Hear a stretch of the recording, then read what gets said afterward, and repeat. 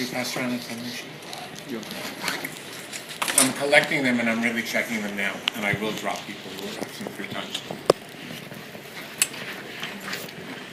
Are there any questions? I don't think we got homework 5. I'm sorry? I don't think we got homework 5. We got homework 4 and homework 6, but not homework. Some people claim they got homework 5. I showed it to them. They said they got it. If you want, I can give you another copy. Homework 6 is on temperatures and stuff, but I think I'm sorry? homework 6 is on temperatures and stuff, but homework 5 I think is on selectivity. I don't think we got any homework on selectivity. You don't think you got? Homework's on selectivity.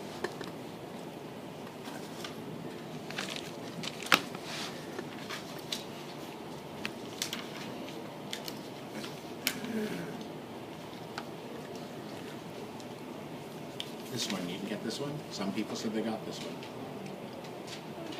We got that. That's 4. Yeah, that's cool.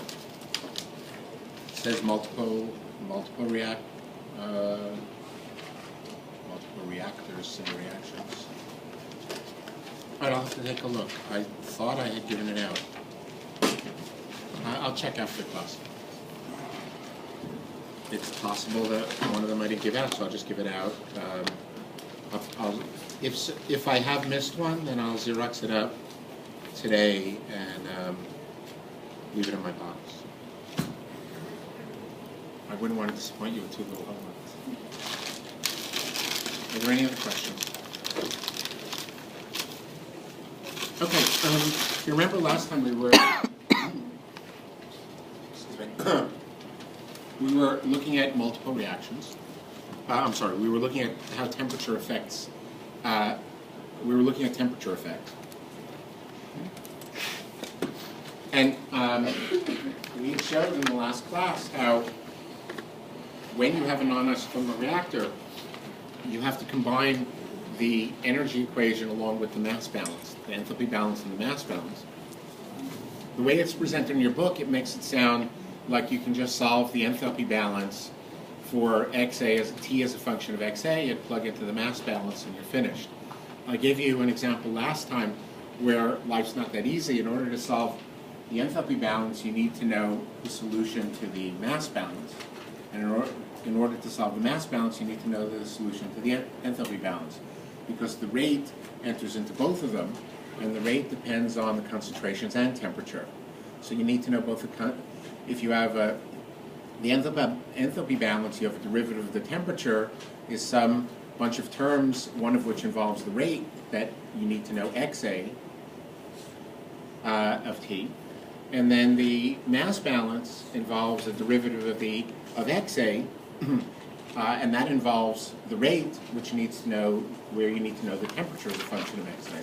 So we have to solve them both together. And I illustrated how that goes last time. And as you can see, when you're solving 2 differential equations simultaneously, it's a little more complicated than just plugging into what we called the design equation earlier in the semester. I'd like to go back and look at how temperature affects selectivity.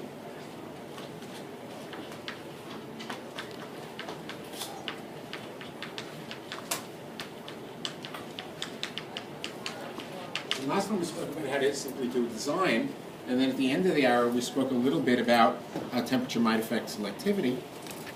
And I wanted to look at a situation. A goes to R, S, and T, where R is the desired product, and where E3 is greater than E1 is greater than E2. So here what I'd like to do is,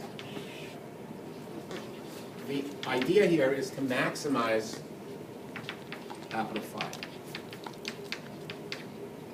Okay, remember, as I mentioned, there are 2 possible questions, 2 very typical questions that one can ask when it comes to selectivity. One can ask, can I maximize phi? Or I can ask, can I maximize FR out minus FR in, which is equal to phi R over A FA out, in minus FA out. So you can see these are different questions. In one case I'm maximizing phi, in another case I'm maximizing phi times delta FA. Now when would I want to ask this question, when would I want to ask this question? Why don't we start with the third row today? Separation is cheap. If separation is cheap, then... You just maximize... Right. If separation is cheap, then I just want to maximize the efficiency of conversion of A into R. And whatever is, so I don't want to waste any A on making side. I want to waste as little A as possible on making S and T. Just make it as efficiently as possible to R. And then what I could do is just separate out the unused A at the end and recycle it, because separation is cheap. On the other hand, if separation is expensive, then it's just too expensive to separate out the A. So if I get the most efficient production of R relative to S and T, but I only have 5% conversion, then I'm throwing away 95% of my A. That's not very useful. So as a result, what I would like to maximize is the amount of R I produce, even if that means that I'm not producing it in the most per mole efficient manner. That is, even from producing more S and T than I might have had I only had 5% conversion. In order to get a higher conversion, I use I might end up at a different temperature so as to maximize FR out minus FR in. So first we're going to do a problem like this, and then we're going to do a problem like this. So in this case, if I'm only interested in phi, then as we said last time, the higher activation energy means that if I raise the temperature, I favor the reaction that has the highest activation energy. So as I raise the temperature, this reaction goes faster than this reaction. So start making preferred T over R, but I also prefer R over S. So if the temperature is too high, I'm just going to be making too much T. On the other hand, if the temperature is too low, this is going to slow down the most, then this, then this. So I'm going to start making S preferentially. So if the temperature is too high, I make T. If it's too low, I make S. So there's going to be some sort of compromise. So let's figure out what that compromise temperature is. So first, what is phi R over A? Yes? Hello? Surprise, he answered the last question. What is phi R over A? For, let's say for a CSTR.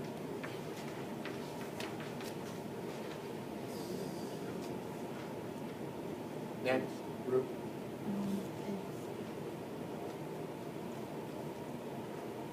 Come on, you have to drink your coffee before you get here. You can't be asleep in class. I can't hear you. No, I want it in terms of rate constants. For a CSTR. So this is equal to a little phi R over A outlet. What's that equal to?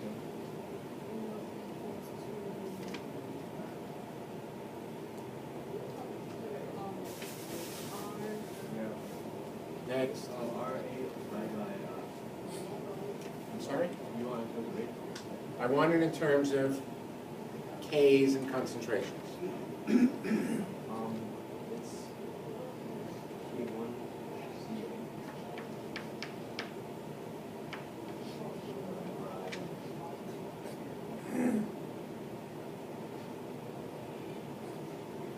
If this is taking you a half hour, you don't know the material in this class. K3,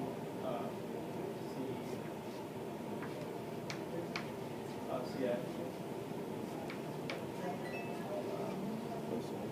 times on the bottom K2 Times. Back row. K1, CA plus K2, CA. Okay. This entire row is out to lunch, except for you. Okay, so the CA's cancel. And what is K what is the temperature dependence of K? Of each of the K's? Ki of T. Equal to? No clue. Okay, I think we want a quiz. Okay. Robert. The class started 15 minutes ago. Next.